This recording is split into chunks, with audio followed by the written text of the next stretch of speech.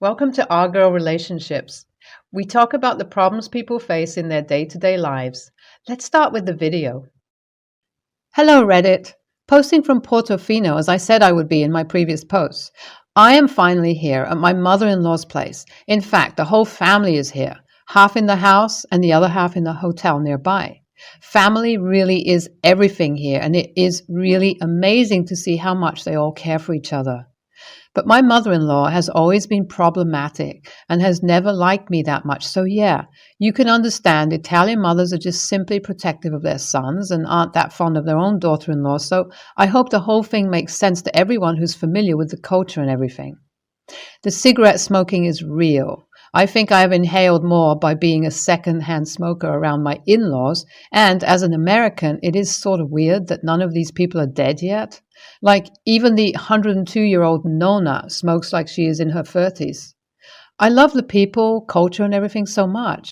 I am literally living the Hollywood glamour, sad heroine lifestyle here, and I love it. Been listening to so much jazz, and the love is totally in the air for everyone, and regret not scheduling my honeymoon in here. But I didn't want my mother-in-law being a part of it, so I'm glad we went to some different place other than this.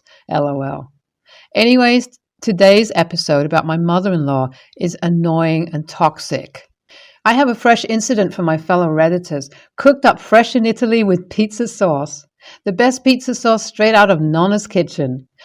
So as I always use Reddit as my personal Twitter, sometimes I tell my regular people how I would be going to my mother-in-law's country, Italy, to celebrate her birthday. Happy birthday to her. And this is the story of the same day when it all happened.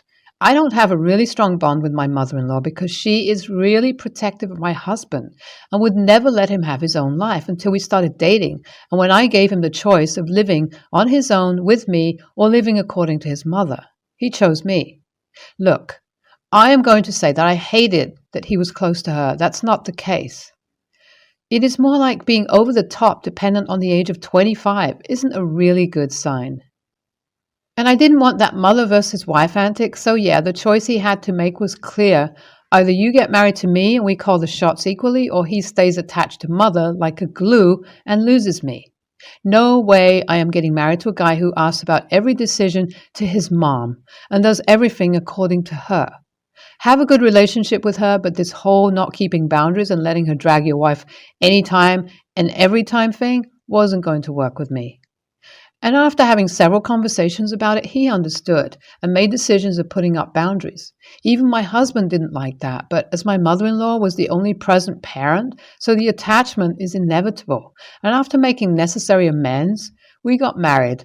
And for work, we both stayed in America, and that didn't go well with my mother-in-law.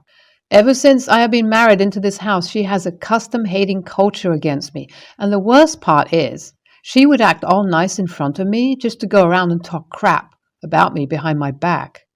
I have never been able to catch her red-handed, so I never put up a fight, and I grew up in a family where no one really had any bonds, so maybe that's why this thing seems more clingy to me, as I have never experienced this in my life, and it all seems tiresome to me.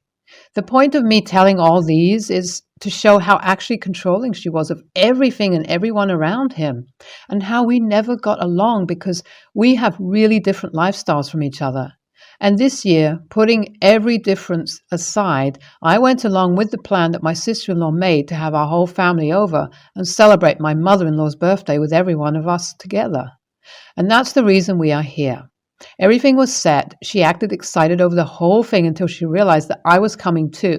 And then she pretended to be okay till the day of her birthday. She wakes up, opens everyone's present except for mine, and I didn't care, but it still hurt me so much that I cried about in the bathroom for the next 10 minutes. The thing is, she was supposed to go out with her friends till we decorated the house, and we wanted the whole thing to be handcrafted as much as possible. After she went, we had like 2 hours, and she was supposed to be with us by evening. And we planned having cakes and food and all the things they smoke and drink. The fact that I have to make a post about this thing speaks volumes. No, it wasn't any normal day, and everyone skipped work and school and every other important thing, traveled countries just to make her happy and cherish her. She threw it all away. She literally skipped the party and we waited for her the whole evening, and then at last she arrived at night around 11 p.m. Look, she had issues with me. She could have just said that. I would have gone on and explored the country on my own a little bit, but skipping the whole plan because to make some petty revenge? Like she needed to understand that she really hurt everyone and she wasn't getting away with it. When she arrived, everyone thought that she would at least cut the cake and call it a day, but she straight went, and that's where I snapped. There are little kids staying past their bedtimes just to make their grandma happy, and she acted this way. I completely snapped at her and told her how bitchy it was. Like she needed to hear that. My sister-in-law consoled me, saying it was okay, and after that my mother-in-law blamed everything on me and said if I wasn't here, she would have been here and celebrated with her whole family. I was almost on the verge of breaking into tears. My husband took a stand for me and told me he loved me and told his mom to cut the cake and go to her room or she would be cut off permanently. She would never do anything like this, and she finally cut the cake. We fed the kids and put them in bed and went to bed ourselves. No way we were coming off without a celebration. Next day morning, me and my sister-in-law decided to have a fun family day where we all watched movies, played games, and sang songs, and did a lot of talking together, and everyone agreed. But the only rule was to ignore Grandma. So she would learn her lesson and start behaving, and we did that. So let me give you details of our revenge plans and tell you everything that happened. So we woke up and started our plans of having fun. And when she woke up and tried to talk to the kids, they knew the assignment and pretended that she wasn't there. She didn't understand what actually was happening and started asking others, but got no response and was completely ignored by everyone. We continued our activities without bothering her for any moment and just kept on ignoring her throughout everything. She even got desperate enough to try to talk to me, but I brushed her off too. We were all good, honestly, until my husband returned from outside. He had some things to do, so he went out. And after that, she went to him, and he too ignored her and joined the rest of us for dinner. Then she just started yelling at everyone and started crying in her room that she dramatically ran to. It was worth the wait, LOL. And I'm kind of satisfied deep down to see her that way. Like, she deserved it up to a certain extent, but making her cry wasn't really the motive. We couldn't ignore her after that. It would have been a shitty thing to do. We all went to her and my husband consoled her and she started apologizing. She didn't say any sorries to me, but whatever, not like I care. My sister-in-law told me how hurt we all were after that, and she was like whatever and said sorry about the whole thing, and we all got past it and had the birthday dinner together. That's all happened, and if something comes up, I'll update on returning to America. And for now, sun tanning is the best thing ever, honestly. My phone is really hot right now, and I will stop. Apologies for the format because I said my phone, LOL. So basically, it feels weird to give an update to a post like this. Pretty much told everything that happened, so I will talk about what happened for the next 3 days we stayed there. One by one, every one of us left, and we were the last ones that stayed. My mother-in-law made sure that I wasn't hurting him or torturing him and had him look at all 3 options she still has lined up for him if I try leaving him ever, and we laughed. My grandma-in-law explained the whole behavior and told me not to worry about it because she used to be like that. But as she became a grandma, she stopped behaving that way because she was called out several times. And we all know she doesn't hate me seriously. She didn't apologize, but did cook me the best traditional Italian meal, and I enjoyed it, and also packed me some homemade sauce to carry it back to America for enjoying good, yummy meals. We are good, and she did give me traditional jewelry. I have it safe in my locker. This is like the normal story of my life, and I know she and me will have the best bond when she gets over this stupid traditional antics she wants to continue. Wait till she gets bored. I can understand Italian mamas are actually sometimes clingy and they don't really like you and act like you stole their son. My sister and her husband were on their honeymoon. His mom followed him there too. They are definitely a pain in the butt with no solution to it. Thank God it wasn't as toxic as the other mother-in-law story, but whatever. OP, good for you for always taking a stand and being patient. I could never. I'm a 28-year-old female and I got married to the love of my life a month ago. It was a small, intimate ceremony with only 20 people. However, our venue was extravagant, and so was everything else, especially my dress. I went a little overboard with the money I spent on my dress. I paid for it myself, so I didn't break anyone's bank, but I remained happy with my decision. As a kid who didn't have the nicest childhood, I always envisioned my wedding to be a special event where it's all about me and my future husband. I wanted to feel special and beautiful, both of which I have rarely experienced all my life. This is why we chose to only have the people closest to us attend and put the remainder of our budget into venue, food, and my dress. One of my bridesmaids was my high school best friend, Andy. She and I have been very close since high school, and she's helped me through a lot.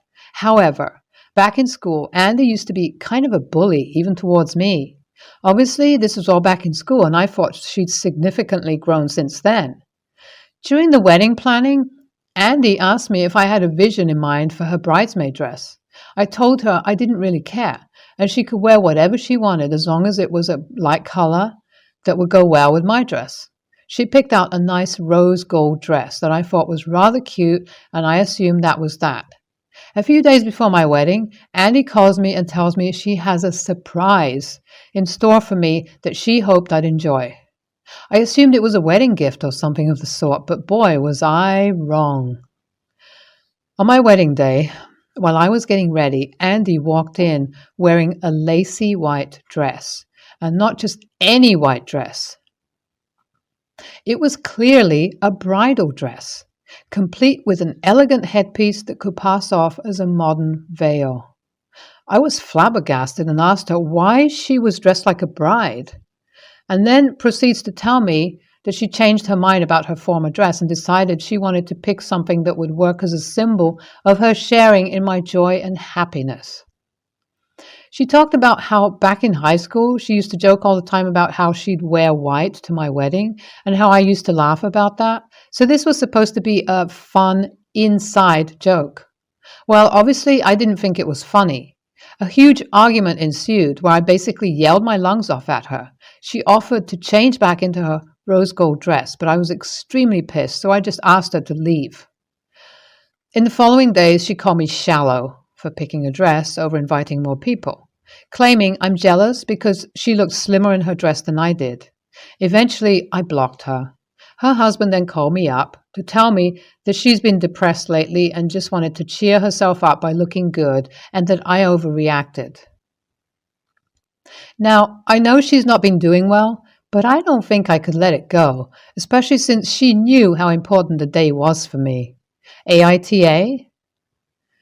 She's depressed because she quit her job after her marriage, approximately 2 years ago, and ever since, she's lonely and stuck in a rut.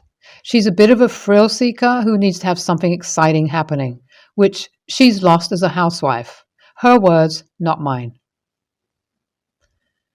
Absolutely NTA. She wanted to upstage you.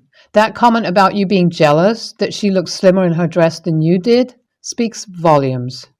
If you're depressed, you don't lift yourself out of it by being a shitty person at your friend's wedding. That makes zero sense. You didn't overreact. Her husband needs to stay in his lane.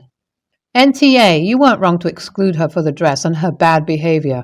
Wear a wedding dress to someone else's wedding? Except it's not going down with a laugh. She tried to upstage you and gaslight you on top of it all. She's not a real friend. You are not responsible for whatever crisis she's going through. She sounds like an attention seeker. Long story short, I'm male, about to go to college. My mom is not in the picture, so it'll pretty much just be my dad paying for it. He said that as long as I keep good grades and stay out of trouble, he's willing to pay for my tuition and housing. I decided to attend my dream college after being accepted into it with a partial scholarship. My dad and I did the math, and it'll cost $30,000 to $40,000, more than what he has saved to pay the other half. I wasn't willing to let this opportunity go, but I also want to apply for student loans as the last resource, so I told my dad that I was going to get a job and put the money towards last year. I said that this is really what I want to do, that this college is really good and the name it brings to my resume could be enough to land in some pretty good job opportunities. I can't go to another college after knowing I have the possibility to attend this one. I guess my dad liked how I spoke of it, and after talking with my stepmom, who agreed to let him keep saving for my college, he said that I just had to focus on my grades and we will be even. I was hella excited, but that same night, my stepmom came to my room and said that I couldn't attend the college I wanted and had to look for something cheaper because I was a spoiled brat, robbing my step and half siblings, 15 female, 10 male, and 6 male, from other opportunities. They thought that once I wasn't going to be around anymore and my dad had already saved for my college fund, that they would be able to buy her a new car, one for my stepsister, since I won't be able to drive her around anymore, a family vacation, and an upgrade to the house. I said I didn't know, and she said it was obvious. But now I did, and I had to make it right for our family. I don't know what she expected, but I obviously told my dad what she said and that I would rather work. He was confused because apparently he never promised any new cars or vacations, and that the upgrades will only still be happening since it's not like he'll put the 30,000 now, but rather gradually, just like he has been doing. He confronted her, and now neither her or my stepsister are talking to me for being a snitch. NTA, your stepmother should never have said what she did. She should have talked it over with your father and never involved you. It was pretty naive of her to think that you would not have told your dad. So they are not talking to you. Yay! Your stepmother and her stepdaughter deserve each other.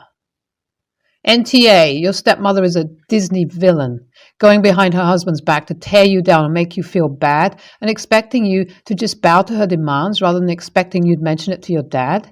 You did nothing wrong. Go to college, kick ass, and go far in life.